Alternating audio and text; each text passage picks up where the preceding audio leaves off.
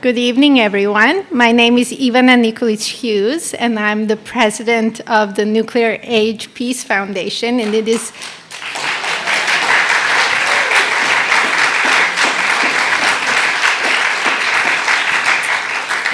just an enormous pleasure to welcome you to the 20th Frank K. Kelly Lecture on Humanity's Future and the Choose Hope Symposium, organized by the Nuclear Age Peace Foundation and Soka Gakkai International.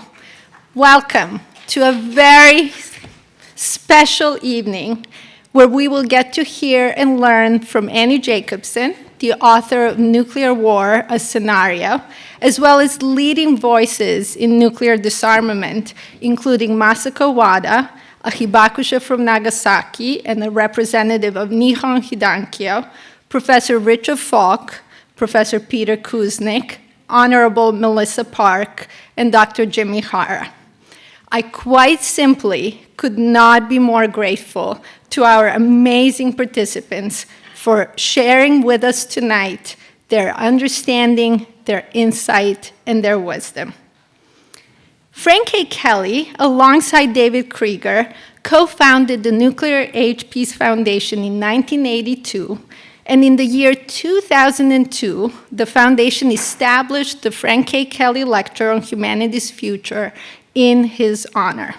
Frank passed away long after my time at NAPF, but his fingerprints are still everywhere. In this lecture series, of course, but also in the many books that he co-authored and co-edited with David and others, in our annual Peace Poetry Contest that we hold every year, and which is named after Frank's wife, Barbara Mendigo Kelly, and in the foundation headquarters that he so generously helped to establish in a house just down the street from where he lived. As part of the Choose Hope Symposium, we're also here to honor David Krieger and Daisaku Ikeda, both of whom passed away near the end of 2023, just over a year ago.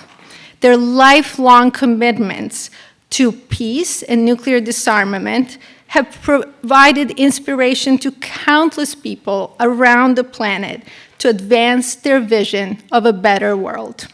Their joint work, a dialogue called Choose Hope, provided the inspiration for this symposium. If you have not read the book, I highly encourage you to do so.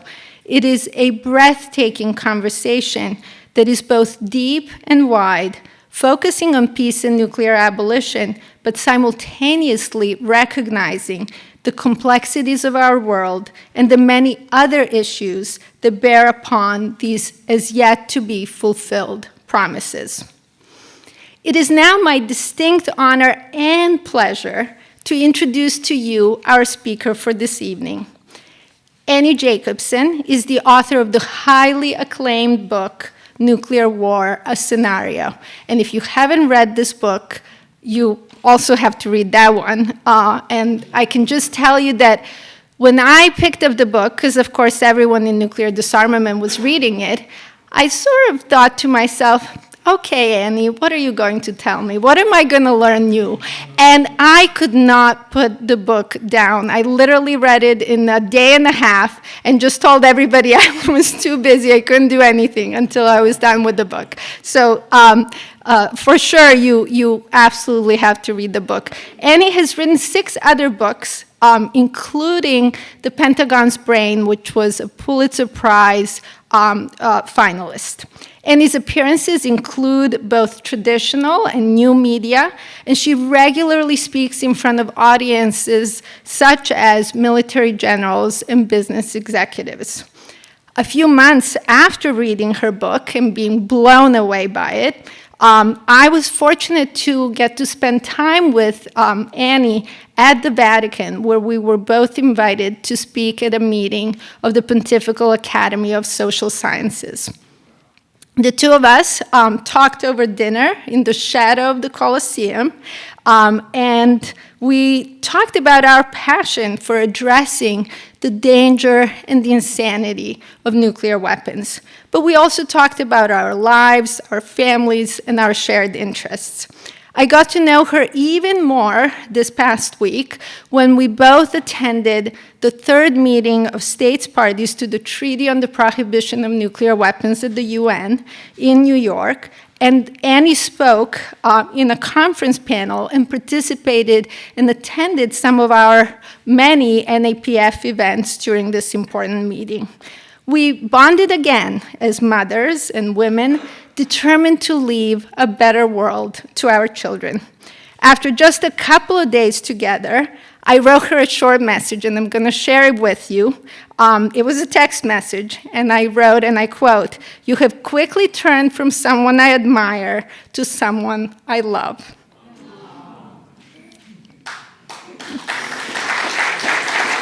Thank you for that. Thank you for the applause, because I needed to. I needed to recover. So I just really could not be happier that you all get to hear from Annie tonight.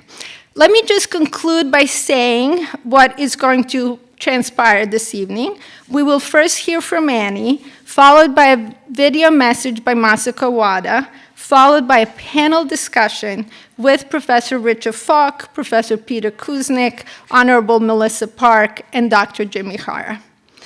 What you are about to hear tonight does not make for a light evening and does not bode well for humanity's future.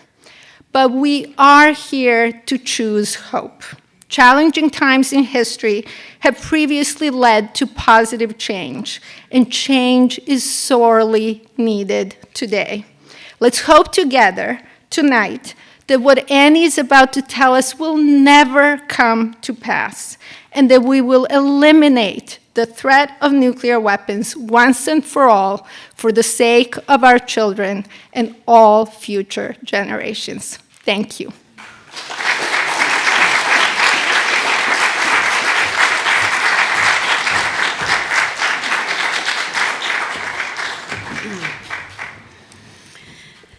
Thank you for that lovely introduction, so warm-hearted, and welcome everyone, and thank you to the Nuclear Age Peace Foundation and also for Soka Gakkai International. It's really an honor and a privilege to be here. I am Annie Jacobsen, a journalist and author, and I come at this subject matter from a very different, almost opposite end of the spectrum from peace. I come at it from a Defense Department point of view. As the author of 6 previous books, all of which deal with the Pentagon and the CIA, I have, let's say, 100 sources in each book, and you can imagine how many of those individuals are involved in various wars, all the wars since World War II, in fact, dark operations, violent operations. And as I was reporting these different books, I would often ask my sources, why did you do what you did? And many of them told me the same thing. They said, I did what I did to prevent nuclear World War III. And so in the first Trump administration, during the fire and fury rhetoric that many of us recall, I began to wonder what happens if prevention fails, if deterrence fails. And I found myself in an unusual situation like all of us. It was COVID. And retired generals and retired nuclear sub-force commanders and retired National Security Council members, advisors to the presidents, like me, had a little more time on their hands. And I thought to myself, maybe now is a good time to find out what happens if deterrence fails. And I wrote the book. I put the question to 46 presidential advisors. They all went on the record with me, all retired. People like secretaries of defense, nuclear submarine force commander, U.S. Stratcom commander, Obama's longtime FEMA chief. I asked General Robert Keeler, the commander of U.S.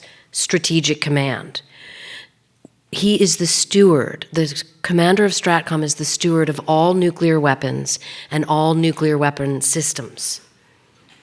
In the event of a nuclear counterstrike by the president, the Stratcom commander talks directly to the president. There is no one between them. This is not a position that regularly speaks with journalists. I felt great privilege to be interviewing him. And what he said to me shocked me. I said, General Keeler, what would happen in a full-scale nuclear exchange between Russia and the United States? And he said to me, Annie, the world could end in the next couple of hours. That's on the record. And that is the true cost of nuclear weapons. Today, there are approximately 12,300 nuclear weapons on the planet. Between the United States and Russia, there are more than 3,000 nuclear weapons on ready-for-launch status. I learned in my reporting that there is no such thing as a limited nuclear war. Every nuclear war game conducted by the Pentagon shows this. The nuclear war games are jealously guarded by the Pentagon. Most of them are classified. I found one that had been declassified. It was called Proud Prophet, and I reprinted a page of it in my book. And when you first see this, you say to yourself, why would she print that? It's just blacked out. It's called being redacted. In fact, the only word you can see in the page that I have in the book is the word scenario. The rest of it is blacked out. But what that did is it allowed individuals to talk to me in a general way without defying their security clearance. And what I learned from individuals who were involved in that war game was that no matter how nuclear war begins, if NATO is involved, if NATO is not involved, if China is involved, if China is not involved, no matter how nuclear war begins, it ends in total annihilation. Nuclear war unfolds in seconds and minutes, not in days and hours. And it's why I wrote my book as a ticking time clock scenario. If North Korea were to launch what is called a bolt-out-of-the-blue attack against Washington, it will take just 33 minutes for the nuclear weapon to travel from Pyongyang to Washington. An ICBM cannot be redirected, and it cannot be recalled. President Obama's top nuclear advisor, Andrew Weber, said to me on the record, a bolt-out-of-the-blue attack is what Washington fears most. Another person I interviewed for the book was Richard Garwin, in his 90s, the architect of the first hydrogen or thermonuclear bomb. When Edward Teller couldn't make the bomb explode, Garwin did. He was 24 years old. He's advised every president on nuclear war since Eisenhower. I asked Garwin what troubled him the most, and he said to me, a nihilistic madman with a nuclear arsenal. I took that to mean North Korea. Someone mad enough to launch a bolt-out-of-the-blue attack against Washington. And so that is how I wrote Nuclear War, a Scenario. But keep in mind, it is not nuclear war the only scenario. So now I'm going to tell you very quickly what happens in a nuclear war. The ICBM launches from Pyongyang.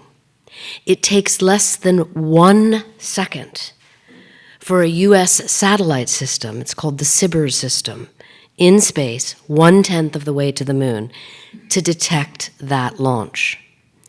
Space-based systems begin to determine the trajectory of the ICBM. It is heading toward the United States. In the next 1 to 3 minutes, senior military officials characterize the threat from inside 3 nuclear bunkers. One, the Cheyenne Mountain Complex in Colorado. You've maybe seen it in movies. It's referred to as the brainstem. 2, the National Military Command Center, the bunker beneath the Pentagon. It's known as the beating heart of nuclear war. And 3, the STRATCOM, Strategic Command, battle deck, which is beneath Offutt Air Force Base in Nebraska. And that's called the muscle, the brain, the heart, and the muscle. Now a total of 250 seconds have passed. 4 minutes and 10 seconds. Confirmation, the ICBM is headed to the East Coast. I'm going to tell you really quickly about an ICBM because most people don't know this, and it's really, really valuable to understand, I think. An ICBM, which cannot be redirected or recalled, stands for an intercontinental ballistic missile. The one, if it goes from Pyongyang to the United States, it takes 33 minutes. From somewhere near Moscow to the United States, 26 minutes and 40 seconds. You get the idea. An ICBM travels in 3 simple phases. Boost phase. We've all seen a rocket launch, that exhaust coming up out of the bottom of the rocket. That is how the space systems see launch in a fraction of a second. Boost phase takes 5 minutes, and then all of the bottom of the rocket falls away, and the warhead begins moving across the planet. And the warhead is several hundred miles above the Earth, and it goes there with the Earth for 20 minutes. That is it. Then it enters what is called terminal phase. Terminal phase is 100 seconds. The warhead re-enters the atmosphere and detonates. So we're still at 4 minutes and 10 seconds. Boost phase ends. The satellite systems can no longer see the warhead. The interceptor missiles will try to shoot this down. It is a fantasy in the United States that we have a capable interceptor system. We have 44 interceptor missiles total. 4 are not far from here in Vandenberg Air Force Base. 40 are in Alaska. Russia has 1,670 nuclear weapons on ready for launch status. You can do the math. Each of the interceptor missiles has a success rate of less than 50%. The interceptor missiles try to shoot down the warhead, they fail. In Alaska, and we are now about 9 minutes into the scenario, which, by the way, spoiler alert, lasts 72 minutes. In Alaska, the ground radars that the United States Defense Department has must give what is called secondary confirmation. And the reason they have to have secondary confirmation is a ground-based system acknowledges, yes, the ICBM is on its way. And now the President of the United States must act. That is because we have in the United States what is called launch-on warning policy. It is exactly like it sounds. When warned of an incoming nuclear missile attack, the US launches. It does not wait to absorb a nuclear blow. We also have what is called sole presidential authority. Again, exactly like it sounds. The president asks no one of permission for the counterattack, not the Secretary of Defense, not the chairman of the Joint Chiefs of Staff, not the Congress. There is not enough time. The president will have 6 minutes to deliberate and make a counterattack. How is that even possible? You ask, I ask. 6 minutes is the amount of time it takes to make a 10-cup pot of coffee. Former President Ronald Reagan lamented in his memoir, quote, 6 minutes to decide how to respond to a blip on a radar scope and decide whether to release Armageddon? How could anyone apply reason at a time like this? And you can't. Nuclear war is insane. If a rogue nation were to launch a strategic ballistic missile at the United States, the response would be overwhelming force. During the Fire and Fury, Stratcom Commander General Hyten did an interview with CNN, and Barbara Starr asked him, General Hyten, if North Korea were to launch an ICBM at us, what would we do? And he said, they should know, if they launch one, we launch one. If they launch two, we launch two. Well, that's actually a euphemism.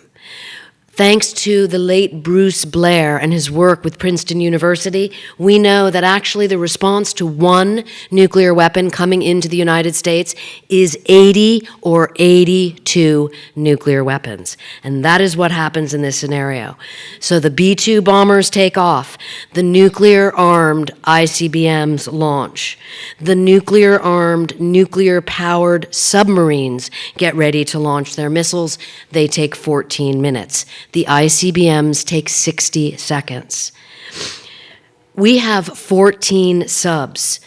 Each sub has 20 missile tubes. I want you to understand the idea of firepower here. There are people in this room that know that Hiroshima was 15 kilotons. Those missile tubes have a Trident missile that has 4 nuclear warheads in each nose cone. Each warhead is 455 kilotons. They call the nuclear-armed, nuclear-powered submarines the handmaidens of the apocalypse. When I did an interview with the nuclear subforce commander, he told me that nuclear submarines are as dangerous to the planet as an incoming asteroid. UN Secretary General Antonio Guterres told us humanity is just one misunderstanding, one miscalculation away from nuclear annihilation. And this is where it happens. Russia has command and control systems just like the United States. Everything I told you, they have in essence the same. They have their bunkers. They have their radars. They see the ICBMs launch from the middle of the country to target North Korea. But there is an existential flaw I report in my book that I confirmed with former Secretary of Defense Leon Panetta. And that flaw is that US ICBMs launching from the Midwest, targeting North Korea, do not have enough range to get there without overflying Russia. Imagine as nuclear war is unfolding in seconds and minutes, Russia thinks the ICBMs are coming for them. Russian doctrine, like US doctrine, is launch. Launch the mother load. And I show in my book the 1,000 targets in the US, and that is what happens.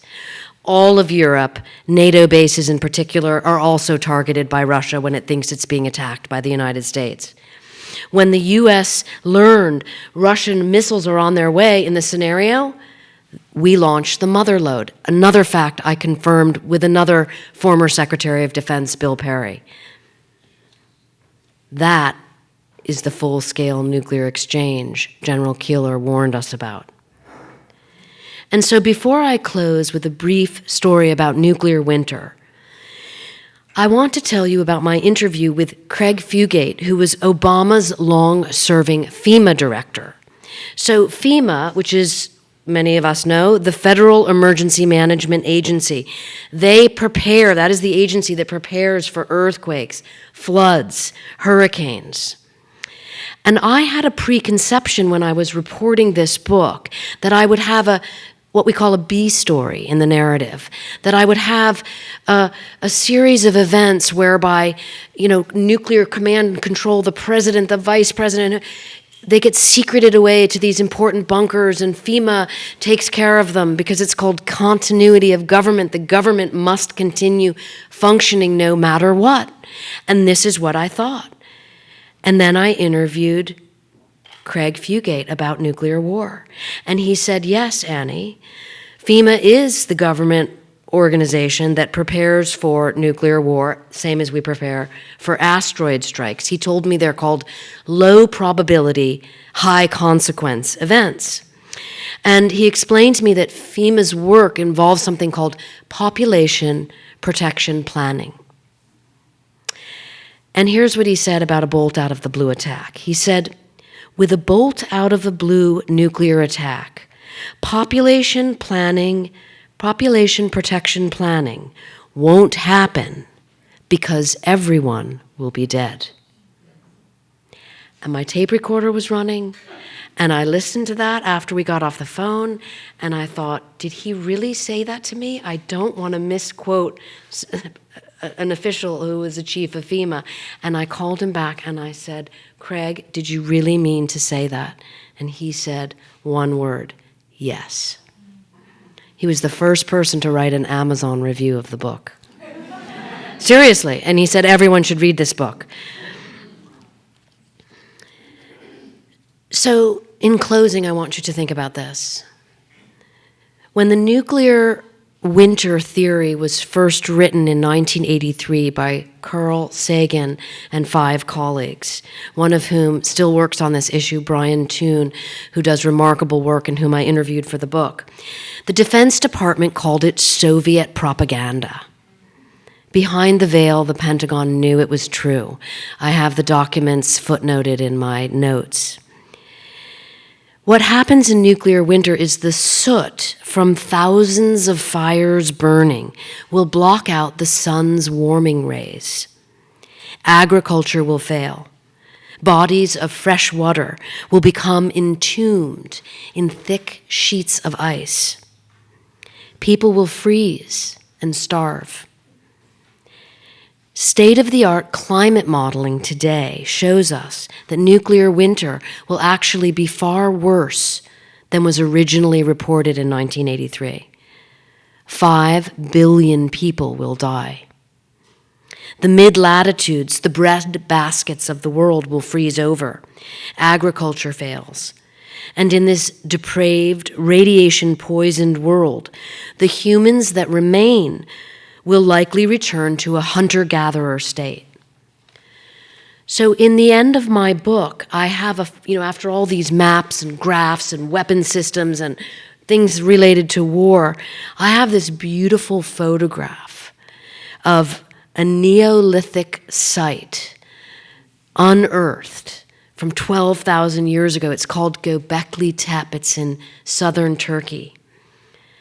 And it shows us when we were still all hunter-gatherers, 12,000 years ago when we hunted and fought with spears. In the dawn of the nuclear age, Albert Einstein was asked what he thought about nuclear war, to which he is said to have responded, I know not with what weapons World War III will be fought, but World War IV will be fought with sticks and stones. Before the archaeologists discovered Göbekli Tepe in the 1990s, for 12,000 years nobody knew it was there. No one knew those people were there, that they existed. So how did they find it? Well, I spoke to one of the archaeologists who discovered the site. He was there the day of the discovery, and what he told me left me actually inspired. He said that a local rumor persisted. Locals told the archaeologists the story of the wishing tree. They said it was a place of great power and mystery, a place where people went to make wishes for the future. And I have a picture in my book of this wishing tree, and you realize it's the site before Göbekli Tepe was unearthed. And the archaeologists found it by first finding the wishing tree. You can see it on that horizon, a hunter-gatherer civilization from 12,000 years ago hidden beneath the wishing tree. And it makes me think how wishing is foundational to living. Many of us in the room, we all wish nuclear weapons would go away, but many people here in this room are doing things to see that one day they will. Wishing leads to discovery and it leads to action. And we all have more work to do. Thank you so much for listening to me.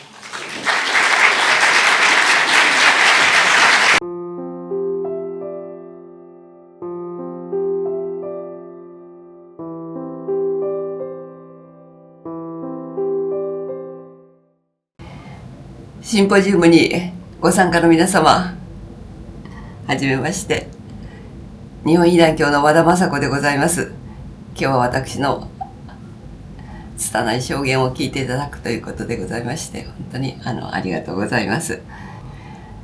私は1943年に長崎で生まれました。被爆当時は1歳10ヶ月で、本当にまだ赤ん坊でございました。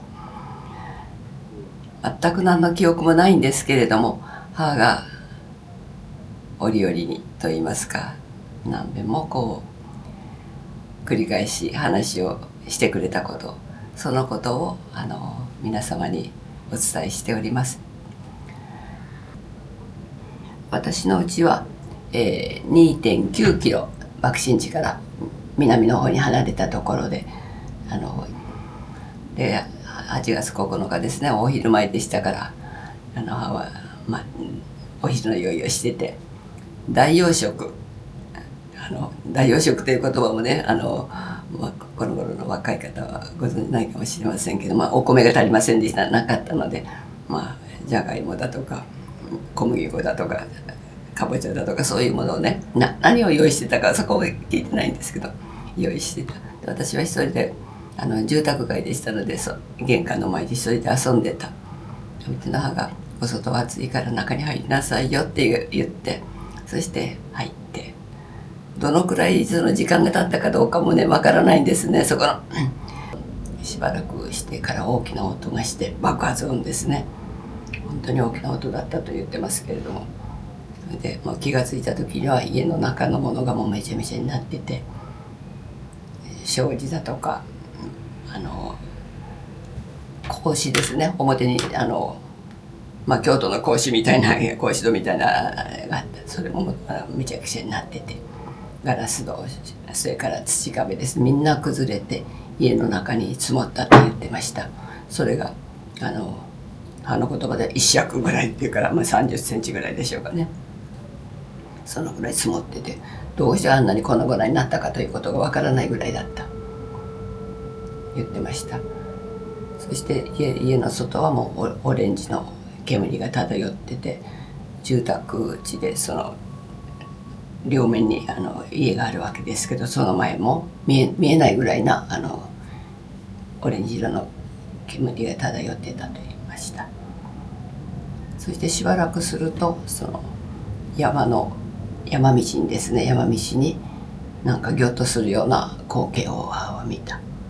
それは北の方の爆心地からずっと長崎駅の南の方に向かって、もう火の手がずっと上がってて、もう続いてたわけですね。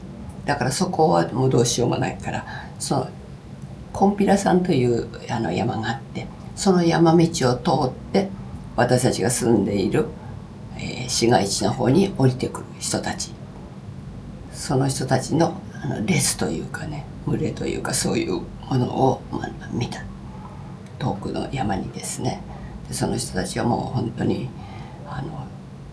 チョコレート色だったとうちの母は言っておりましたけれども、いろんな怪我をされた方ですね。もうそれで髪の毛は血で固まって角のようになっている。男こんだかもわからない、つけてるものもほとんどないようなね状態の人たちがよろめきながら下ってきている、そのアリの行列と言ってましたけど、そのような光景を見た。だからもうそこでも行きたい方もいたでしょう。でも下まで降りてくることができてもその方たちが助かったかどうかも全然わからないということです。うちの母は24歳だったんですね。で私をおぶってどのくらい時間が経ってからのことかもそれもわからないんですけど、でもやっぱりあちこちで怪我をした人たちがうちの裏庭に井戸がありましたので、それを水を求めてというかみんなが集まってくる。だからうちの母はその人たちの傷をね、治療ってなもんじゃないですよね。ただ洗ってあげて、そして自分がちゃんと消毒していた古布ですね、それを使って包帯みたいにやってあげた。どれだけの人の傷を洗ったかなって言ってましたけど、その方たちがその後ねまたどうなったかっていうことはもう本当にわからないっていうことですね。でそこうちの隣が空き地になってたんですね。空き地になってたからその裏庭にもみんなが井戸を求めてくることができたんですが、水を求めてくることができたんですけれども、そこは建物損壊って言って空き地になってて、前にその炎症類症をね止めるためにもう建物がなくなってた。それでそこに毎日ゴミ車それで引っ張ってきて、そして道に落ちて道にもうたくさんの方が亡くなってる。それを拾ってその車の中に入れる、放り投げる。そしてそれがもう満載になって、もう手足が焼けただれたの手足が人形のようにそのゴミ車のところから見える。それが毎日続いて朝から晩までそこに持ってきて、それをダビに付すというかね、ダビに付すみたいじゃなくてもただ焼くだけって感じですよね。焼くだけだから、その匂いたるやっていうことですね。匂いが本当にすごかったんだと思いますけど、だけどもそれがもう麻痺してきて感じなくなってきて、で今日は多かったねとかね、今日は少なかったねとか、なんかそういうふうな会話になってきて、もうみんな一時悲しかった、気の毒だ、大変だったみたいなことを、その人間的な思いが全然なくなってしまってた言ってましたね。でも本当にもうゴミのように焼かれてて、そのために生まれてきたんじゃないって言ってましたけどね。母がもう8月の15日ですね、終戦になった頃、終戦の日ですね。大学まだ当時はその大学っていうのはねしっかりなかった専門学校ですね。経済専門学校っていうのがあって、そこに手伝いに行かされて、町内から行ってきなさいってそれで野戦病院みたいですよね。その講堂いっぱいにもうたくさんの人が、負傷した人が寝かされている。その怪我はもういろんな怪我の程度の方があったでしょうけれども、本当にもうすごかったって言ってましたね。でうちの母はその消毒液を持ってお医者様の後ろからついていく役だったんですけど、あまりのひどさにね、もうそれでこの消毒液をこれを取ってくださいって叫んで、そして私も気絶してしまったって言ってました。でも気がついたらそこで一緒に寝かされててね、お医者様から役に立たないようにね、こんな看護師をいらんって言われて、次にこれしなさいって言って渡されたのはほうきで、夏の暑いところ時ですからね、もう本当その傷ついたものをどんどん腐敗するというかな。でそこにもう灰がたくさんたまるわけですね。昔はね本当灰が多かったんですよね。だからこうするとわーっともう灰が飛ぶような感じだから、そういうところにたくさん来て、そしてそこに卵を産む。そしてどんどんウジ虫になって灰で徹底してくる。だからそのウジ虫にとってはもうその栄養豊富なところですから、それがすごく大きいんですよ。普通だったら1センチぐらいですよね。どのくらいだったうちの母も親指ぐらいって言ってましたから、そんなに大きくなるはずないよっていう感じもしますけどね。だけどまあそういうふうに言ってました。それがもうたくさんついて、それを吐き取る、床に落ちたのをまた吐き取る、そういうものを、あれだけ大きなもの、あれだけのたくさんのものを見たことは本当にあの時だけだったっていうふうに言ってました。なんかそのアメリカ軍が落としたものですね。うちの母は直接見たとは言っておりませんでしたけど、親しいお友達がアメリカ軍がねパラシュートにつけて落としたラジオゾンテっていうものがセンサーですね。そういう機械がなんていうかポットみたいなものなんですけど、それを落とした。それが長崎駅前に住んでた方はそれを見た。その前ダムみたいにフラフラと落ちてくる。でそれがなんであるかをその時も全然わからない。あれが原爆だったのかって、あれが爆弾だったのかと思われた方もあったみたいですけれどもね、それはもう放射原爆の、効果ですね。どんなものであったかっていうことですね。熱度、温度ですよね。どういう温度が発生したか、それからどれだけの爆風があったか。放射能の測定ができたかどうかは私はそこは分かりませんけど、とにかくそういうものをですね、データを取るための機械でそれを基地に送るということですね。だからそれを後で母たちが聞いてね、キノコ雲の下で何があったのかっていうことですね。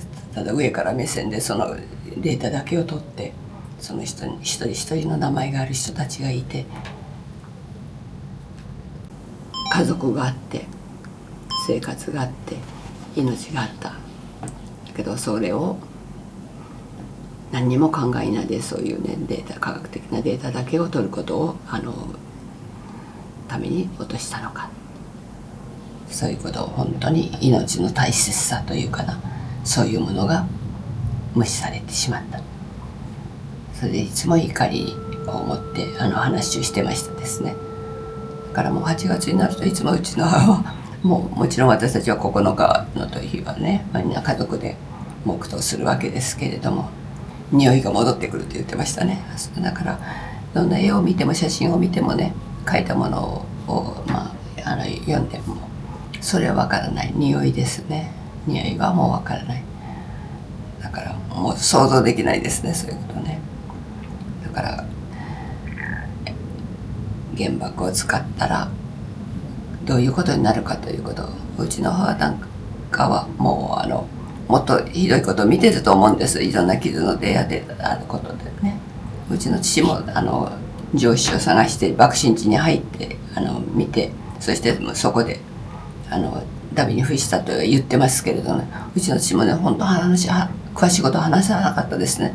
そしてうちの母に、お前は行くんじゃないというようなことを言っておりましたからね、よっぽどもすごかったっていうふうに思います。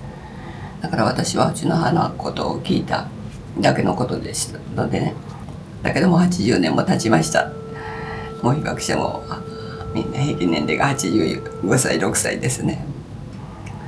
だから今本当に元気でまだね証言をしてくださってる、その当時のことをしっかり覚えてらっしゃる方のことを考えるとね、そこの方たちがいらっしゃらなくなったら誰が話すんだろうっていう思いにだんだんなってきて、今度は拙いものでもね断片的で脈絡のないような話しかできないんだけれども、これを少しでも全く聞いたことがないっておっしゃる方もねまだたくさんありますし、海外に行ったらましてやそういう方がね初めて聞いた、初めて被爆者を見たとかね、そんなこと伺いますのでね、もうそれはこんなのでも話をしなければいけないのかなっていうような思いになって話しております。でノーベル平和賞をいただきました。本当に感謝というかね嬉しかったんですけれども、私たちの先達のね話、それが本当に海外でもですね国内外でも伝えていただいたことを被団協ができてからもう1956年にできましたのでね、それからもうずっと70年余りやってきたわけですね。いろんな苦労があった。だけどそれはノーベル平和委員会のねフリードネス委員長の言葉にあるように、それを証言をすることによってそれは唯一無二の存在であったということですね。だから言葉で武力でなく核兵器ではなく、それをちゃんと伝えることによって名もない被爆者一人一人がね自分の体験を伝えるということは本当に辛いことですよね。その後の生活のこと、なんで自分は生きながらえたんだろうっていうね、いわゆる生き残ったことの悔いというかそういうものもあって、そして差別とか偏見の中にあって、もう報道が十分になされてませんでしたが規制されてましたからね。それなんでこうなったのかって、自分の苦しみとか悲しみとかね、そういうものをみんな抱えながらいる差別や偏見の中でも生活をしてきて、そしてそういう中で多くの夢もたくさんいろいろな若い人たち、ね、それぞれの夢があったけれども、そういうものをみんな捨てなければいけなかった、諦めなければいけなかった、そういう生活を続けてきた中で私たちは日本被団協ができた、話すことによってですね。だから自分たちが自らを救うとともに自分たちの体験を通して世界の危機を救おうっていう、それがもう本当に私は宣言を読んでね、本当にただ自分たちが慰められるために集まったんではないって、これをね皆さんに分かってもらうために、声を上げるためにここにみんな結集したんですって言って、そういう宣言をしてくださったことに私は本当にねありがたいと思いますね。そしてそれをずっとこの長年ね伝えてきたっていうことが評価されたということで本当に嬉しく思います。だけど高齢化してきた者たちの集まりになりました。だから本当に継承の問題ですね。若い方にもやっぱり聞いていただかなければいけないと思いますし、若い方も本当にいろいろな活動をやってきてくださってますから、これを伝えてくださいということをね、聞いてください、知ってください、そして感じてください、共感してください、そして何か行動を起こしてくださいっていうのが私たち被爆者の思いとしますね。だから今やってる活動も私たち高齢のものから子供孫もあれですね、ひ孫の時代にも小学校に話しに行ったりする時はそんな感じしますね。ひ孫の時代にも伝えなければいけない平和教育の大事さということね。だから全てが結びついているということを皆さんねSDGs なんかでもねしっかり言っておりますけれども、原爆が使われたらどういうことになるかっていうこと、ただ一つの町一つの国だけの問題ではない、これがずっと世界につながってるんだ。気候の問題も本当に分かりますね。それから教育の問題、ジェンダーの問題、食べ物の問題、全てがつながっているということを皆さんと一緒に分かっていただいて、若い方たちがどういう視点からでもそれに対して働きかけをやっていただければ本当に嬉しいことだというふうに思います。頑張っていきたいというふうに思っております。お聞きいただきましてありがとうございました。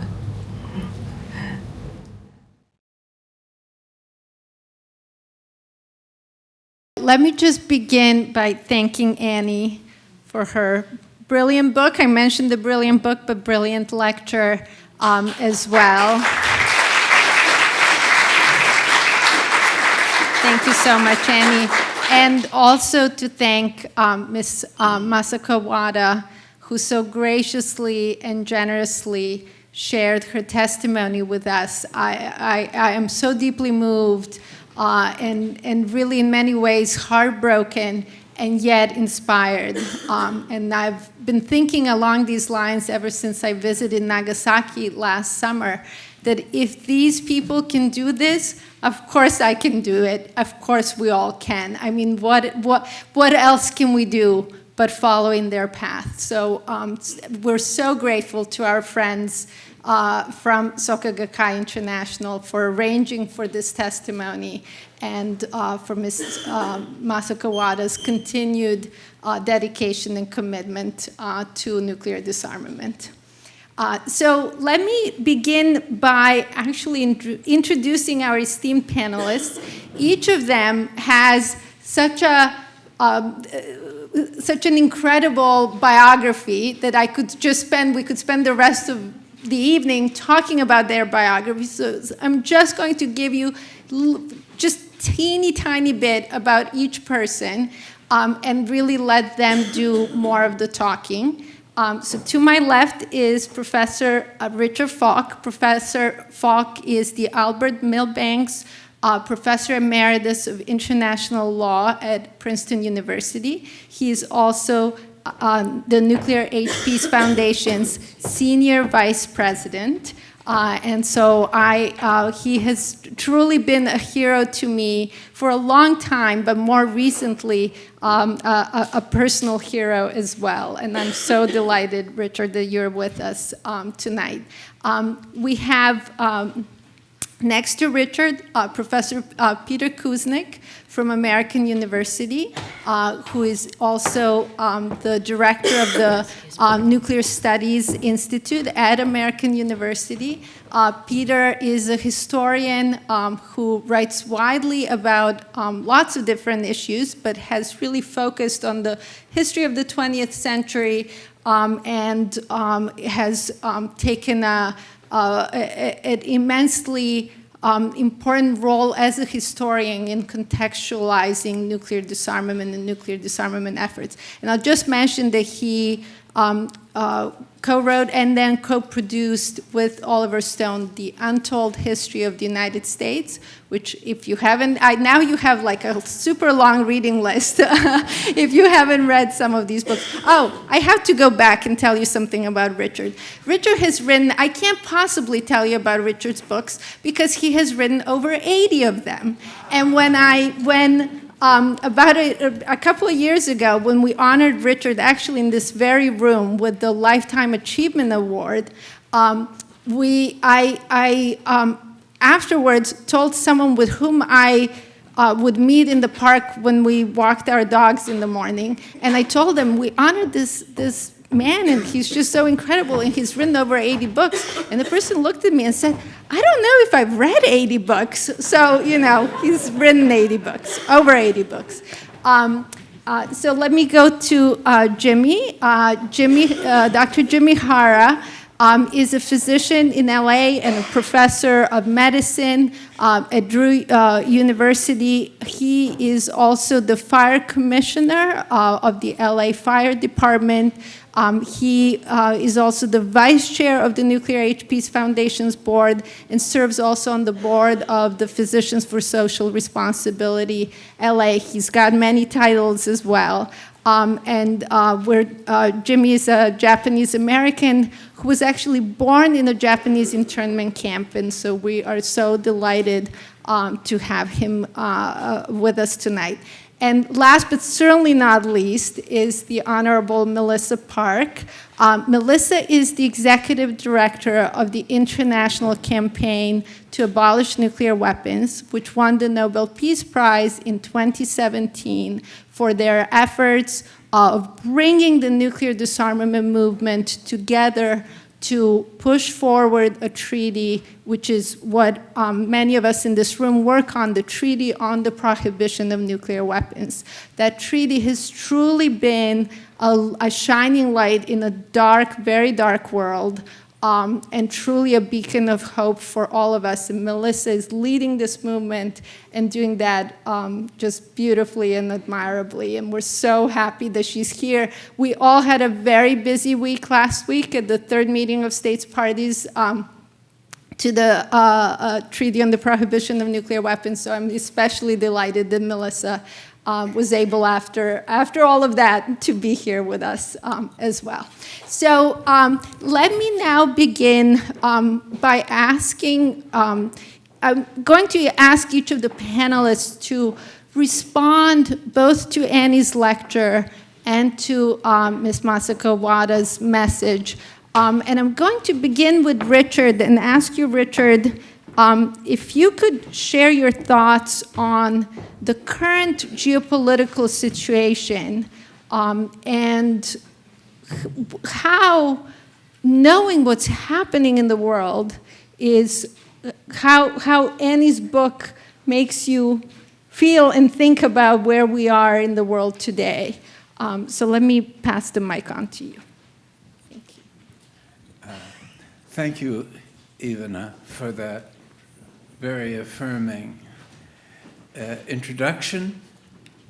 And it's a great day for the Nuclear Age Peace Foundation to be hosting an event of this character.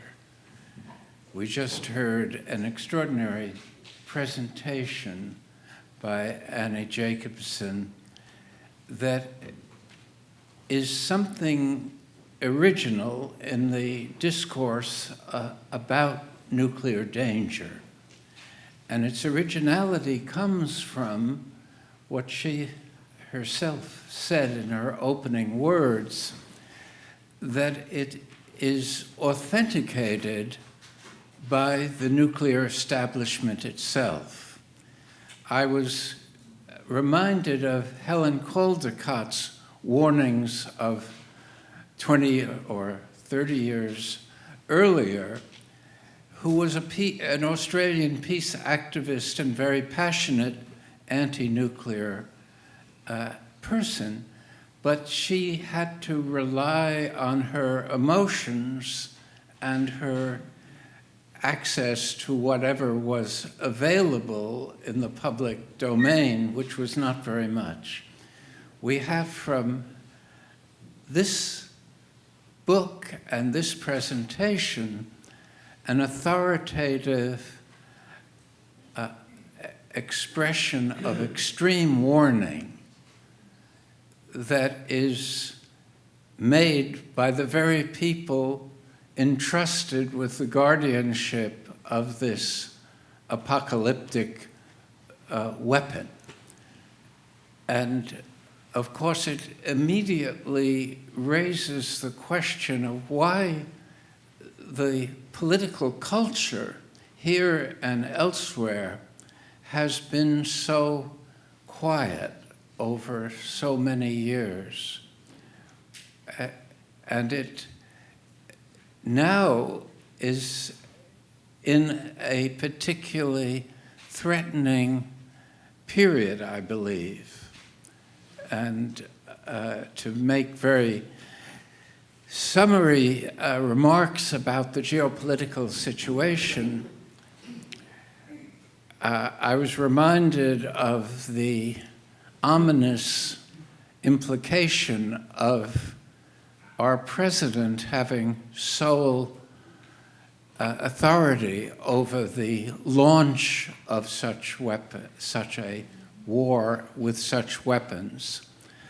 And it's bad enough if it was any president, but this particular president is a geometrically more impulsive, dangerous, irrational figure than has ever, at least in my lifetime, governed the most powerful country in the world. And so it is a scary reminder that as long as we don't act to prevent this kind of scenario from becoming a historical end time for the human species, we have to really awaken. How do we awaken public sufficiently to challenge this inertia, nuclear inertia and failure to respond to a warning that is not just directed at us, but is directed at the species and at life itself, the whole ecological underpinning of the world. And one of the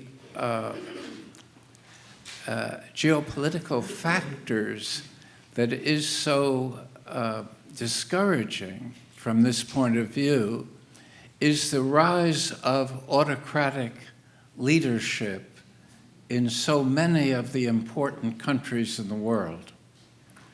In fact, I don't think it's much of a generalization to say all of the important countries in the world are not led by leaders whose vision extends beyond the performance of the next few years and has no interest or capacity to address fundamental issues. That's a very discouraging fact. And our president, the US president, has already made it clear that he opposes internationalism in all its manifestations, cutting funding for international assistance, weakening the UN and dismissing its authority as really irrelevant, and being dismissive of international law and of any kind of pretension of a rule-governed world. And it was only a pretension in the Biden years, but now it's a kind of geopolitical attitude that doesn't even pretend toward a cooperative problem-solving framework for addressing the global challenges. And it's not just the momentous challenge of a rising threat of nuclear war, it's also the ecological agenda that gets buried beneath this kind of authoritarian frenzy that we're now experiencing in this country. And it leaves one to also be extremely worried about the way in which conflicts are being managed in the world, Ukraine and Gaza being the leading examples, but there are others, such as Sudan and a number of other so-called hotspots and dangerous potential flashpoints, such as Taiwan being the most prominent. So that what we have now is a situation bearing on what Annie Jacobsen's book should teach us, a reality of sleepwalking into nuclear catastrophe. Because no matter how much a book of this sort tells us a inconvenient truth, it doesn't get the resonance it deserves in the mainstream media or in the leadership echelons. And there still is the mantra that deterrence is the best path to avoiding nuclear weapons. nuclear war. And the nuclear establishments in all the nuclear countries have joined to oppose the Treaty of Prohibition of Nuclear Weapons. And the NATO countries have issued a repudiation of that approach, reaffirming deterrence without really giving much of a rationale for doing that. So we are caught in a situation where the question we should be posing is, what can be done? And what should be done? And how do we do it? It's a challenge to the peoples of the world, and especially to the peoples of the nuclear weapon states that hold on to these weapons not only in order to implement the ideology of deterrence, but also to maintain a nuclear hegemony over the rest of the world. And it's a very scary situation for which there's no obvious antidote. And I wish that we could be more positive in looking at developments. There are glimmers, such as the recent events in New York that brought together a slowly awakening, and much later than it should have been, but it is an awakening of particularly the global South to the menace that they face and the subjugation as far as nuclear issues are concerned that they experience. And finally, I would say that we should recognize that the UN and the whole structure of world order was the outcome of who were the winners in World War II. And the guardianship of global security was left in the hands of the most dangerous countries in the world, given a veto power to protect their own impunity, and given the reality that they were the first 5 nuclear weapon states. And so the most dangerous states are exempt by their own discretion from respecting international law.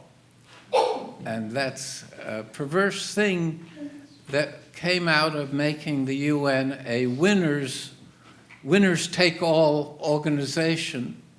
And it was reproduced in the international war crimes at Nuremberg and Tokyo, where only the crimes of the losers were investigated, and Hiroshima and Nagasaki were ignored. See, that's also it's a winner's world as far as war is concerned up to this point in history, and that's not a comfortable position to be in. Let me stop there.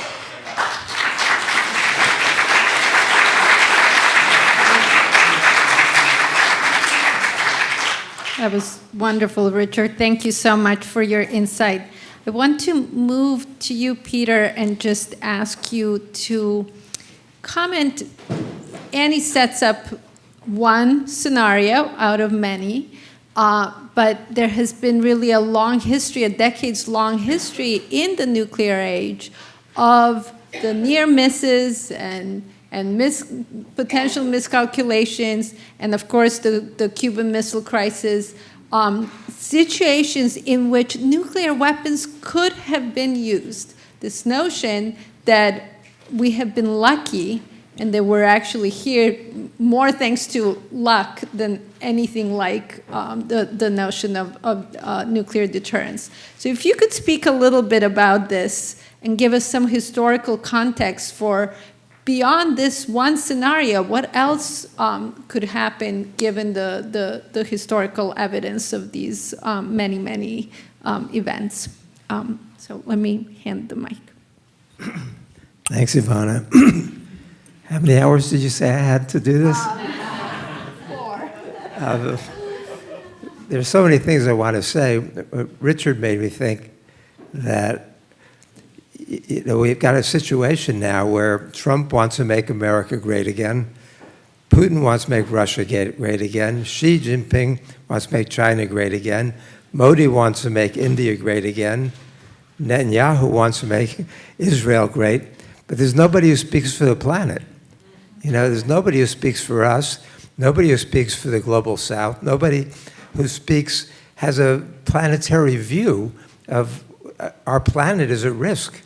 As Andy pointed out, 72 minutes, we're that close always, and we've been that way. I was very heartened to see my friend Wada-san. Moscow Wada is a very good friend. And I took my students on a study abroad class in Hiroshima and Nagasaki every summer for 25 years until COVID made us stop. And we spent a lot of time with the atomic bomb survivors. And I nominated them. I've been nominating them for many years. And Ivana has also nominated them, Nihon Dankyo, for the Nobel Peace Prize. So when they won this year, finally, they invited me to be part of the delegation. So I was recently in Oslo with Wada-san and Tanaka-san and the others, and they've always been so inspirational for my students because despite the horrors that they've been subjected to, they've never lost hope, and they've never stopped struggling. And their dream, Ivana and I wrote that this was a bittersweet victory. Bittersweet because so many of the Baksha activists who would have loved to see this moment, and deserve to see this moment, are no longer with us. As Moscow said, the average age of the survivors now is 85 or 86. So many of them have passed away, sadly. And it's also bittersweet because for them to see that we're so close to nuclear war again, the closest we've been to nuclear war since what Ivana mentioned, the Cuban Missile Crisis, is really startling and shocking and very, very depressing. Which gets me back to the last time I was here in Santa Barbara with the Nuclear Age Peace Foundation.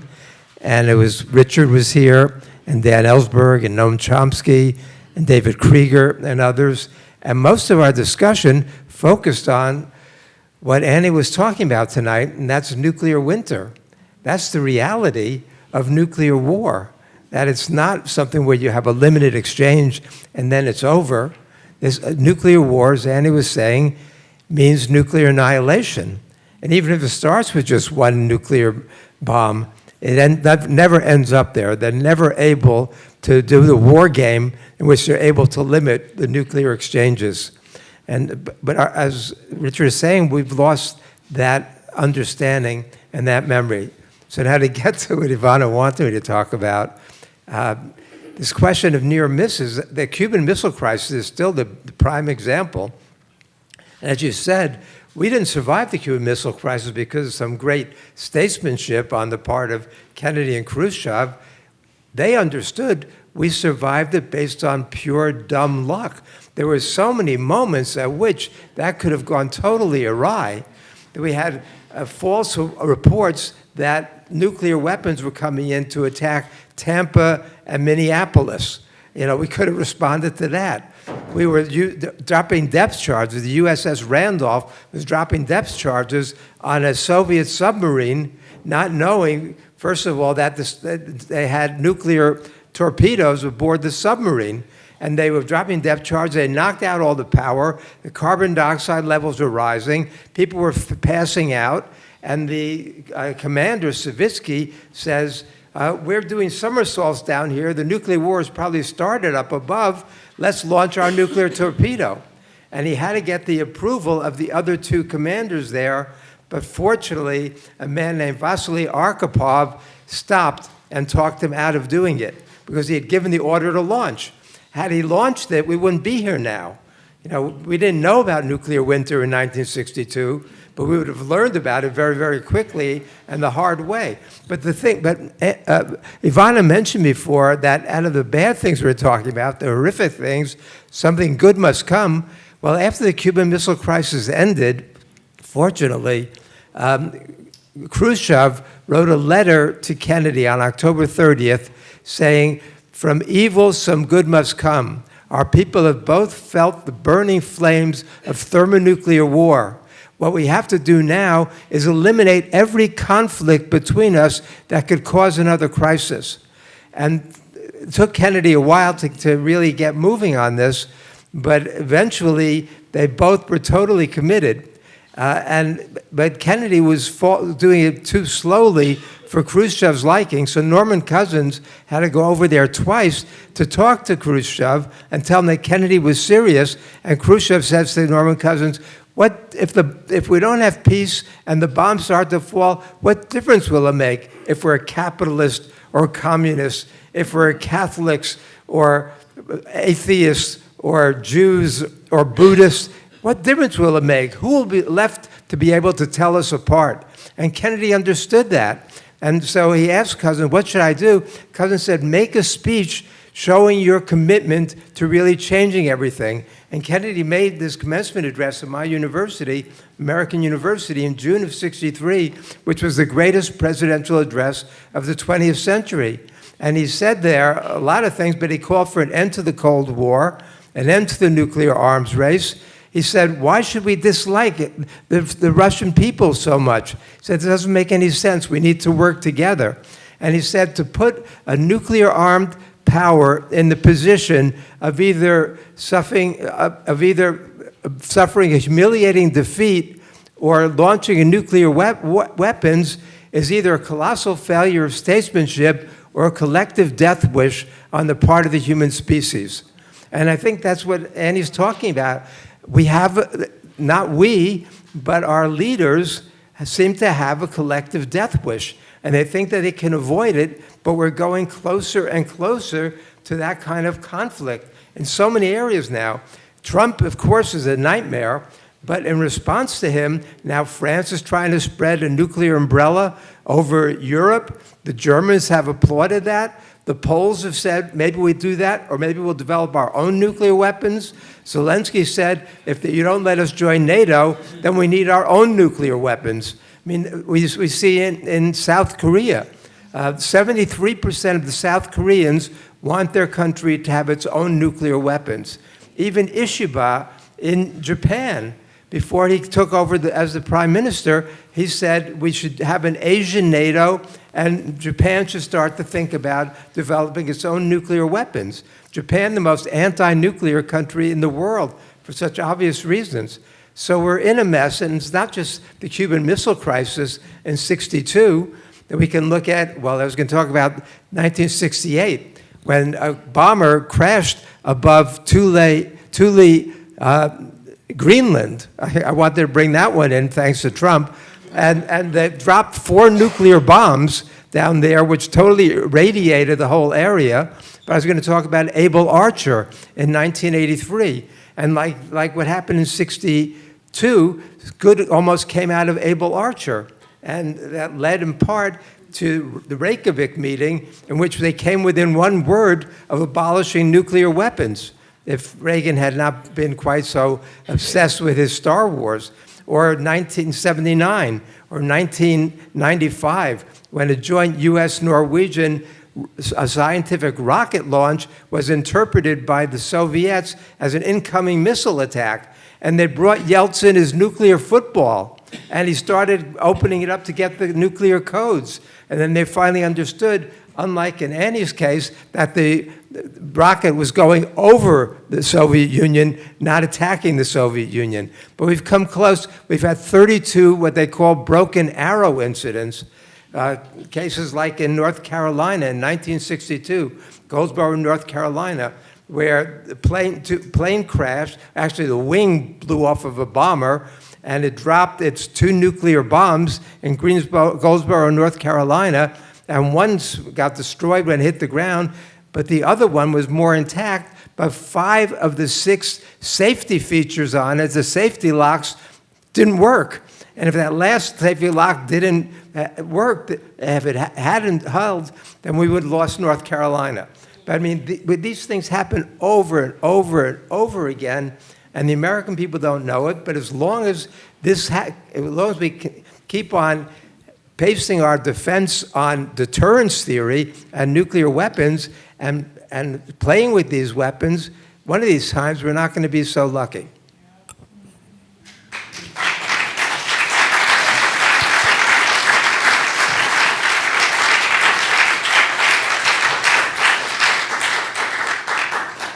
Thank you so much, Peter, for that insight and the many examples that you've given of just how really lucky we are to be here. Jimmy, I want to move to you now and just ask you as a physician just to say a little bit about why nuclear weapons are actually so different from all other kinds of weapons. I think many people in this room would love to outlaw all weapons, would love to outlaw all war, and yet somehow nuclear weapons stand in the category all of their own. So could you please talk a little bit about this? I think usually people, when they think of nuclear weapons, they think about the radiation. Honestly, Wada-san reminded us the major, reason for death initially was the tremendous heat generated by the firestorms that were created and the blast effects as well that likewise injured a lot of people and killed others as well. But radiation-wise, they continue on long after the dropping of a bomb. I-131 is a radioisotope that can cause thyroid cancer, and then strontium-90 is responsible for what we used to call genbakubyo, atomic bomb disease, leukemia. So leukemia is due to strontium-90. And the cesium-137 is the most diabolical of all the radioisotopes because it behaves like potassium. You find it in the groundwater and it's picked up by the plants and cattle that graze on it.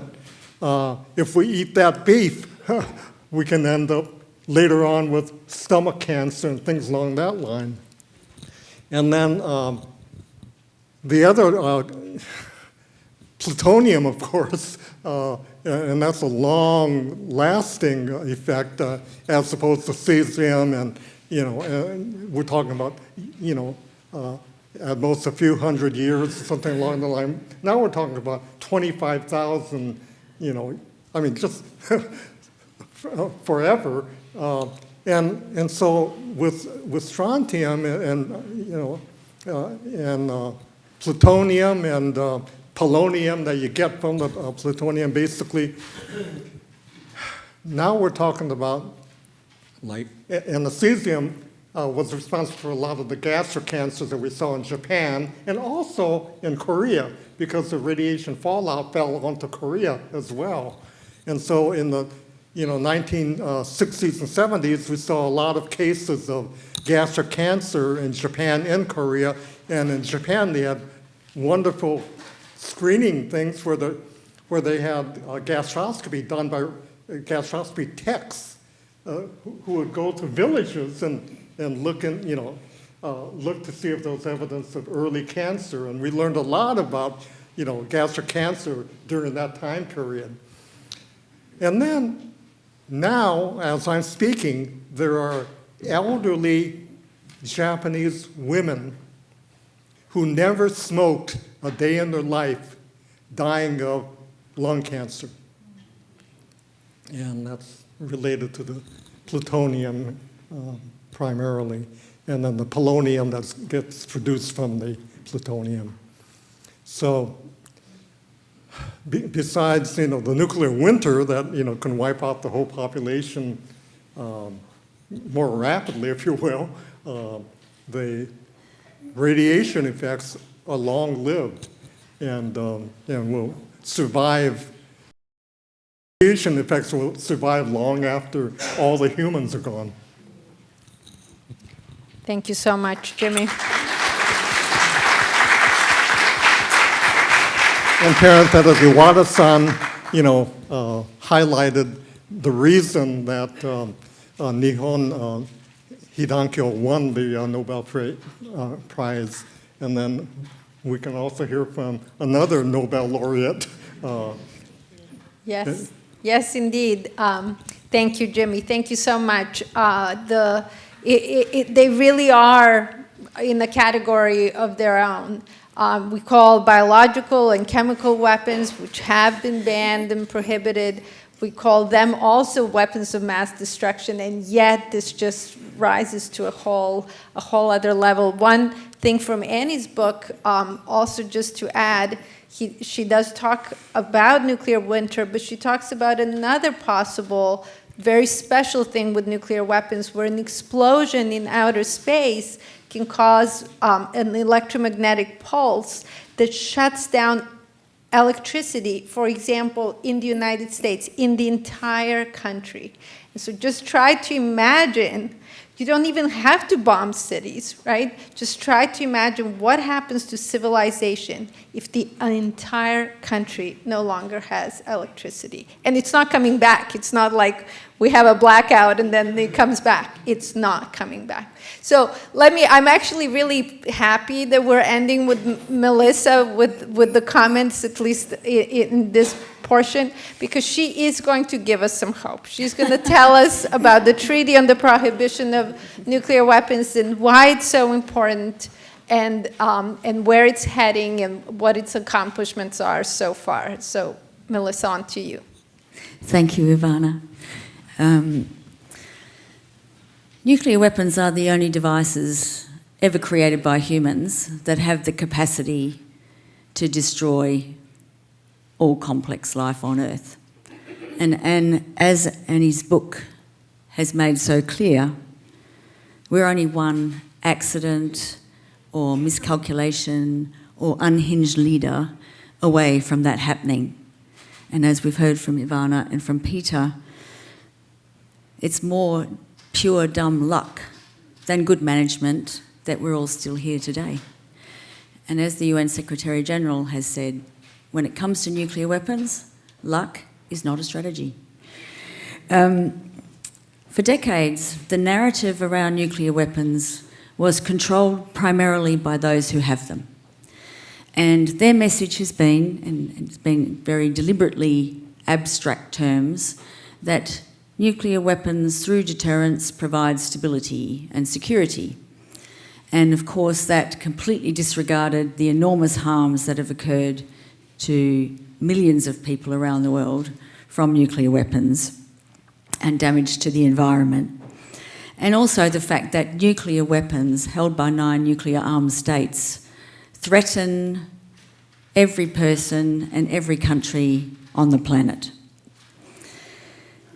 So a series of diplomatic and civil society humanitarian conferences happened, which focused the conversation on what would happen when a nuclear weapon is inevitably used, and showed the real security impacts of nuclear weapons by highlighting the incontrovertible evidence from Hiroshima and Nagasaki and from the more than 2,000 nuclear weapons so-called tests that have been carried out around the world, primarily on indigenous and colonised peoples, that nuclear weapons cause indiscriminate catastrophic harm to humans and the environment across long periods of time and vast distances.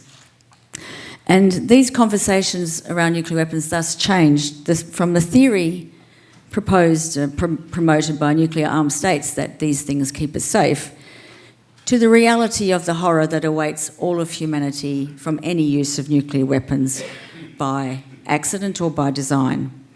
And these conversations informed and empowered a broad range of stakeholders, from countries in the global south to civil society to communities impacted by nuclear weapons and others, to stand up and demand a policy shift. So the TPNW, as we call it, the Treaty on the Prohibition of Nuclear Weapons, was adopted at the UN General Assembly in 2017 with the support of 122 countries. And it's fantastic that we have Ambassador Elaine White, who was the president of the meeting that adopted the treaty.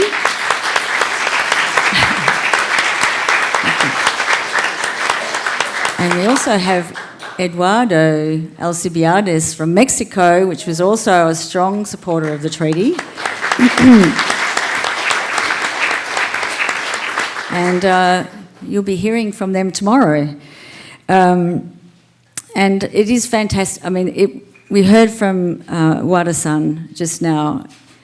It was the courage of the hibakusha to tell their stories again and again and again, to relive that childhood trauma again and again and again, that really helped to get this treaty to come into being. And we owe them a big debt of gratitude, and I'm so happy, as I know everybody here is, that they finally got the recognition they deserve for drawing the world's attention to the reality of what nuclear weapons actually do to people.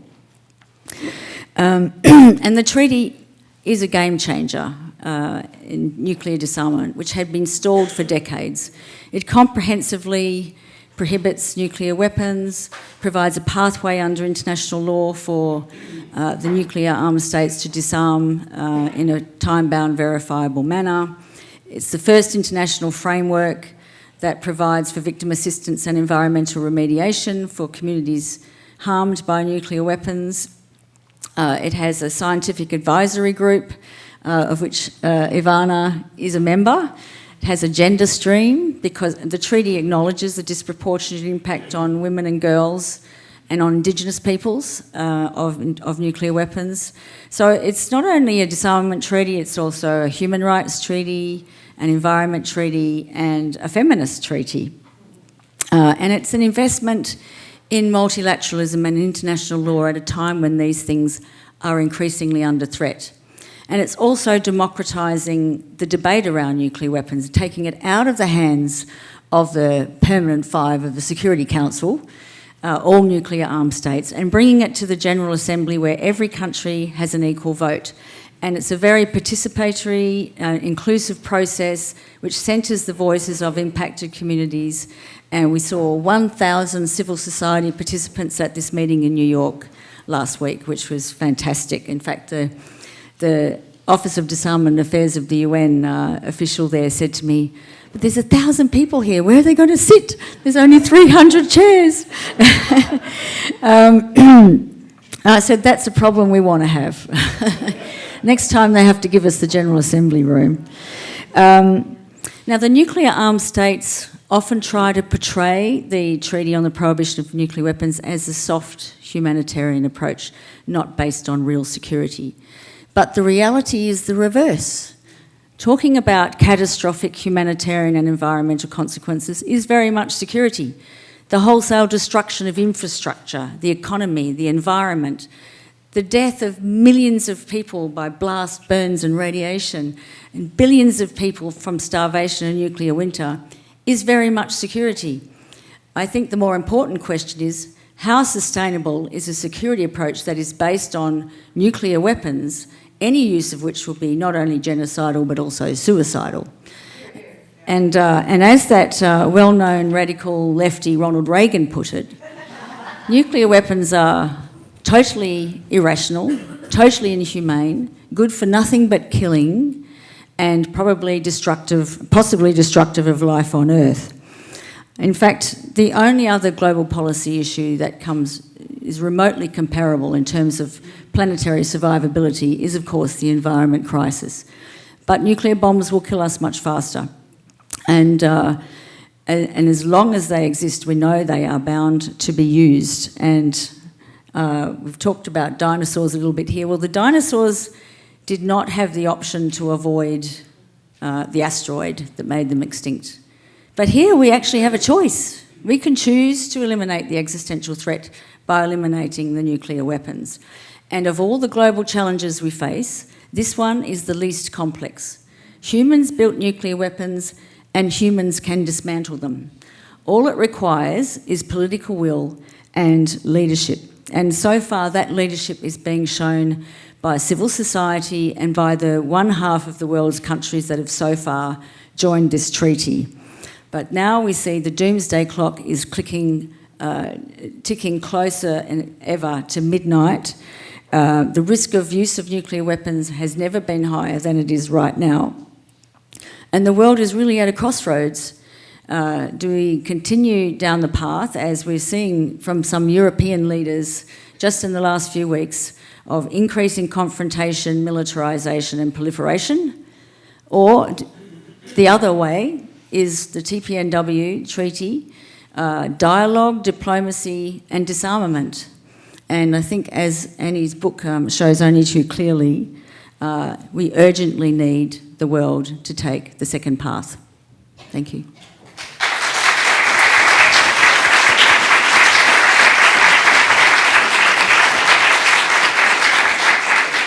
Thank you so much, Melissa, for the insight and the inspiration. And truly, I do believe we're going to get there, and the TPNW is going to get us there. Annie, I just wanted to invite you to comment. I mean, we've heard so much from our wonderful panelists. Just to offer any comments you have to their remarks, anything at all. Thank you so much. It was wonderful to be on this panel with everyone. I love the hopeful ending. I'm just going to add one note to Peter's comments, which is just kind of bananas. But I mean, the reckless nature of nuclear weapons in the hands of certain people that are in control of them, and that's air quotes control. What comes to mind, I was doing an interview with a guy called, and by the way, you know, when you interview Defense Department officials, they really are not these twirling mustache bad guys that you would think. I mean, they're very human people in what is called a system of systems. And so it's why what Melissa was talking about, this sort of disarmament, the movement there is so powerful, because I get the sense from interviewing defense officials, there is a desire to move off the cliff. How that happens, I think, is up to the civil society. But the tiny bananas detail, I was doing an interview for the Pentagon's Brain with a guy called Paul Kozimchak, again, not someone who normally talks to journalists. He was the liaison between DARPA, the Defense Advanced Research Projects Agency, and the CIA. And we were talking about the dangers of nuclear weapons. This is, 10 years ago, and he said to me, Annie, do you know how many nuclear weapons got launched? He used the word launched during the Cuban Missile Crisis. And I went, and before I could say anything, he said, the answer is not none. And the answer is 4. During the Cuban Missile Crisis, the United States decided to test a nuclear weapon in space. And Russia decided to test a nuclear weapon in space. And then we did another one, and then they did another one. And Kozimchak helped me find the footage showing then Secretary of Defense Robert McNamara explaining this to Kennedy, and Kennedy was stunned. But this kind of shows you the kind of recklessness about, to your point, that we have no idea what is actually going on and who is making these decisions.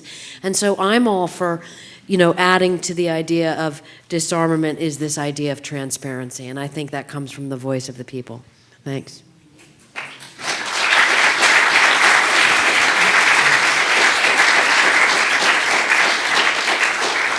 Thank you so much, Annie. That was that fact about the Cuban Missile Crisis and bombs flowing around. It just really is absolutely scary. Would anyone like to offer any additional comments about the remarks, Peter? Yeah, go ahead, please. Well, Annie just triggered me, so in a good way. There were so many things that happened during the Cuban Missile Crisis. The United States flew a U-2 plane over Russia's border, and the Russians were trying to shoot it down. Fortunately, they didn't succeed in doing so, but the Cubans did shoot one down over Cuba, and then the Joint Chiefs of Staff insisted that Kennedy invade.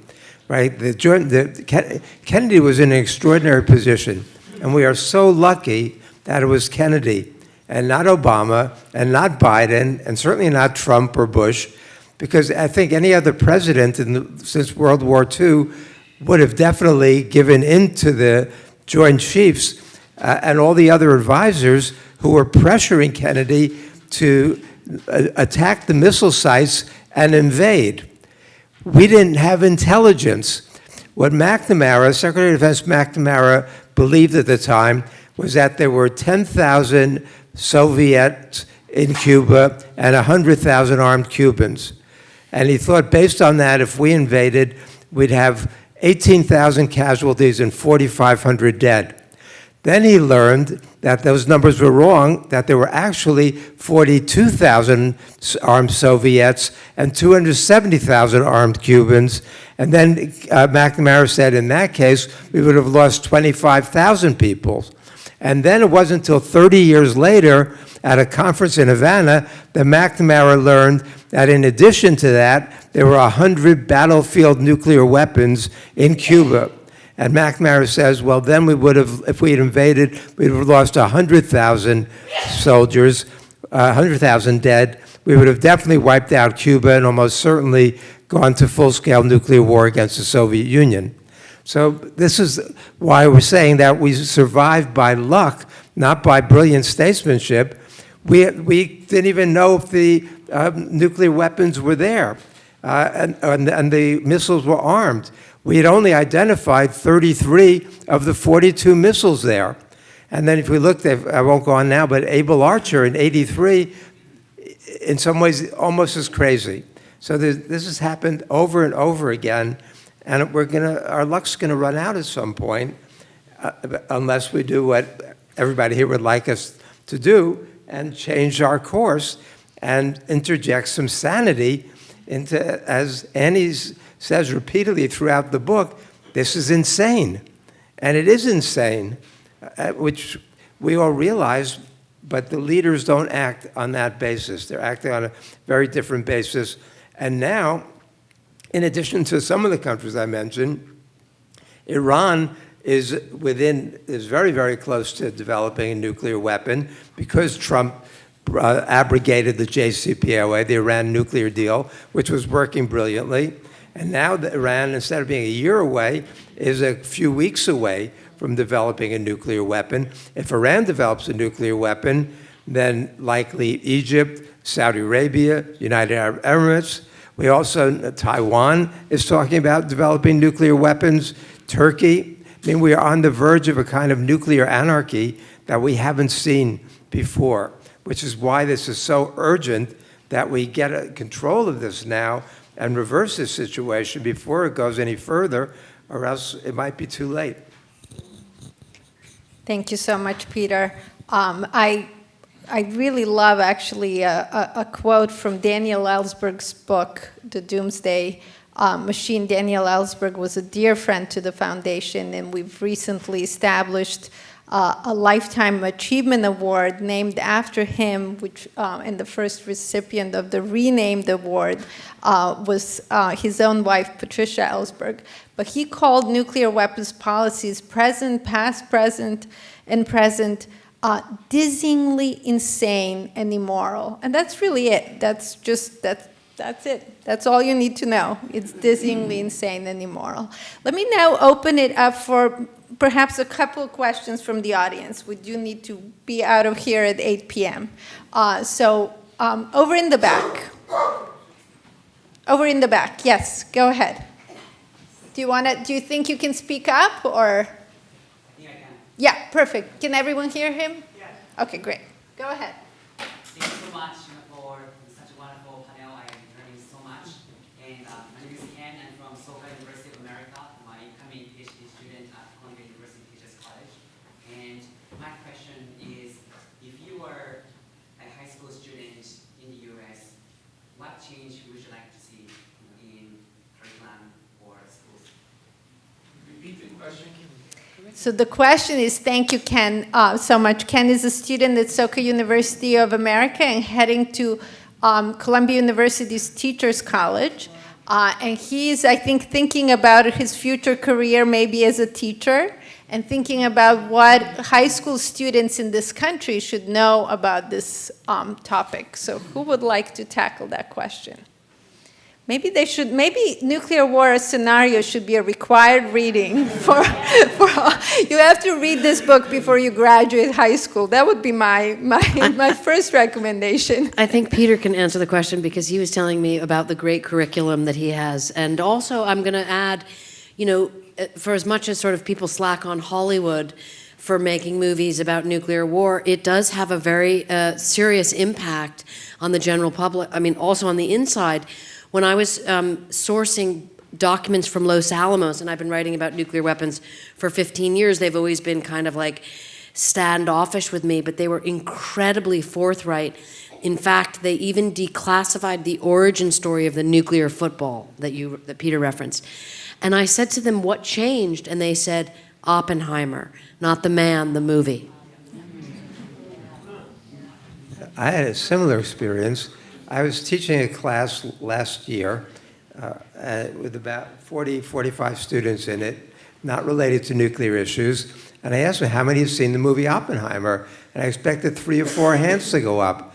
80% of the students had already seen it. And this is not my class where I assign it, and I assign Annie's book also this semester. But this was just our general class with random students. But what I've seen lately, and others have seen the same thing, students right now are very, very demoralized, especially because my students either go work for NGOs, or they work for the government, or they become teachers. And now they have no idea if they have a future.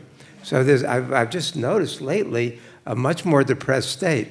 But I think there's been a lot more discussion among young people of nuclear issues than there's been in years. And part of it's the Oppenheimer movie. Part of it was the 60th anniversary of the Cuban Missile Crisis, the 60th anniversary of the Kennedy commencement address. And there was one other important one that I was going to mention. Oh, Dan Ellsberg's passing. I mean, Dan was probably my closest friend in the world, so I personally felt it. But Dan who never would get interviewed before, everybody wanted to talk to him. And Dan's message was so clear and so powerful about the insanity of what we're doing to ourselves as a species that I think that really woke a lot of people up. Yeah, and if I can just add, I mean, I think we have to teach students about the real history, in some sense, your untold history, right? And we have to teach them how to wage peace. That's the Nuclear Age Peace Foundation's website is Waging Peace. What does it mean to wage peace? What does it mean, precisely to go back to Melissa's point about the importance in this very moment of not just disarmament, but diplomacy and efforts to work together the way that Kennedy and Khrushchev did in the early 1960s. And also the importance of popular culture really can't be overlooked. I think that Oppenheimer had this impact of kind of reminding people about nuclear weapons, but I don't believe it's had the kind of impact that some of us may have hoped for in terms of really pushing disarmament forward. And I think the reason is that it just quite simply felt so historical, right? It felt like something that happened in the past. It just maybe doesn't concern me anymore. It was certainly super interesting. But that's where I think Annie's book, and tomorrow we'll hear from Andrew Davis, who has also written a book, Disturbing the Bones, and another one that heading I hope for a movie. where, we need to make this real to people. And one of the things that happened in the 80s was that President Reagan watched the day after, and that was supposedly what moved him. Not the Central Park rally with 1 million people marching. That moved Gorbachev, but the day after moved Reagan. So we have to throw everything at it. It has to be an all-encompassing approach. I think I'm gonna say we have time for one more question. Yes, right here, please. This is for Annie. I received a email yesterday from Plowshares, another peace foundation, indicating that they're buying copies for all of congressmen to send to them 500 and some copies. And I wondered if you think that may be a start for additional dialogue with the leaders. Yes, they did, and I signed all 535 of those, so I know about it. Thank you. But it is remarkable that they gave the books. And I believe that all of these efforts by every group, they say it takes a village. It actually takes a lot more. It takes like 25 villages, and everybody doing their part pushes the movement forward. And I do, I'm not a political writer. You have no idea what my politics are, but I am deeply concerned about nuclear weapons. And so I do see, unlike my esteemed colleague, I do see a little bit of hope in the current president, POTUS. I refer to him as POTUS, former POTUS, present POTUS, President of the United States. But the current POTUS has expressed a desire for denuclearization, a word that I think he invented, and that is a good thing because he likes to take credit for things. And so if an individual, POTUS as they may be, does that, but Ivana can also speak. Maybe you want to wind us up with an interesting thing that we learned at the Vatican with the cardinals. Yeah, no, I mean, I think the issue really comes back to where the hope is, right?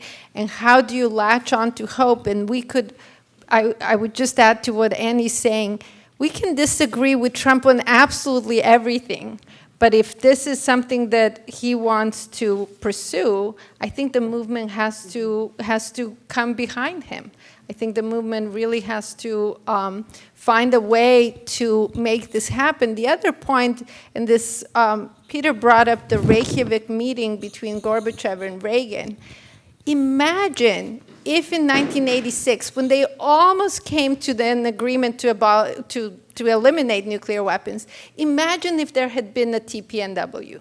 Imagine if there had been a framework for internationally, and so that's what we have to do. We have to have this framework be so strong that when that disarmament window opens up, whether that's with Trump or whether it's with someone else, we're ready and we can bring it all the way to the close and all the way to zero nuclear weapons. Melissa, I see that you wanted to add something.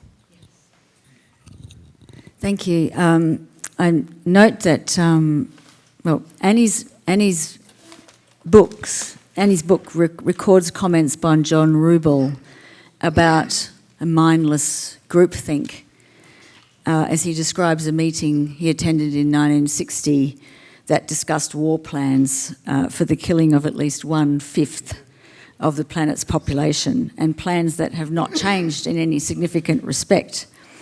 And this reminded me of Soka Gakkai International's president, Daiseko Ikeda's observation that the real enemy is not nuclear weapons per se, nor is it the states that possess or develop them.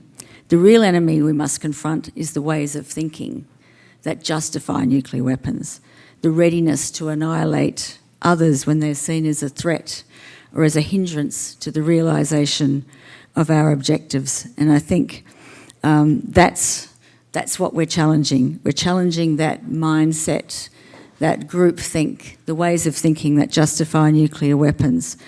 And author Yuval Noah Harari talks about the power of human imagination to redirect our ingenuity from self-destruction to self-creation. And I think that's what we're all a part of here. So thank you.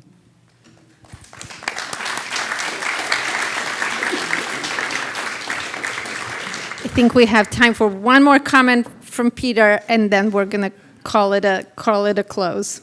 For the sake of irony, I want to end with Donald Trump. Now, I've done a lot of talks about Donald Trump's nuclear policies, and they were insane the first time around. He said, what's the point of having nuclear weapons if we can't use them? Which to sane people means let's get rid of them. The Trump meant let's make them more usable.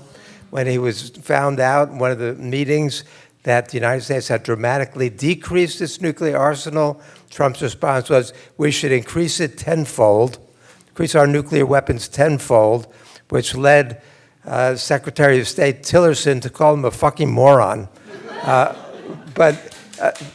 And then his nuclear posture review was headed by Keith Payne. Keith Payne, some of you might remember from 1980, co-authored an article saying we should consider waging a nuclear war against the Soviet Union because we can wipe them out. We might lose 20 million people in the process, but it might be worth it. And he's the one who Trump chose.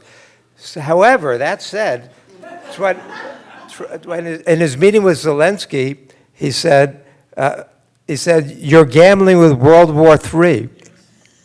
On February 13th, he said, there's no reason for us to be building brand new nuclear weapons.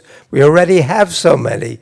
You could destroy the world 50 times over, 100 times over. And here we are building new nuclear weapons, and they're building new nuclear weapons. We're all spending a lot of money that we could be spending on other things that are actually, hopefully, much more productive. So even Donald Trump, on occasion, I agree with what Richard was saying about having somebody so mercurial, impulsive, and shallow as Donald Trump and narcissistic as Donald Trump in charge of the nuclear codes. However, maybe if we push really hard in that direction, we could even get, maybe he's willing to do unconventional things. He desperately wants a Nobel Peace Prize. And so let's let him abolish nuclear weapons and still not give him the Nobel Peace Prize. All right. So on that note, let me thank Annie and all of our panelists for a really wonderful and rich discussion.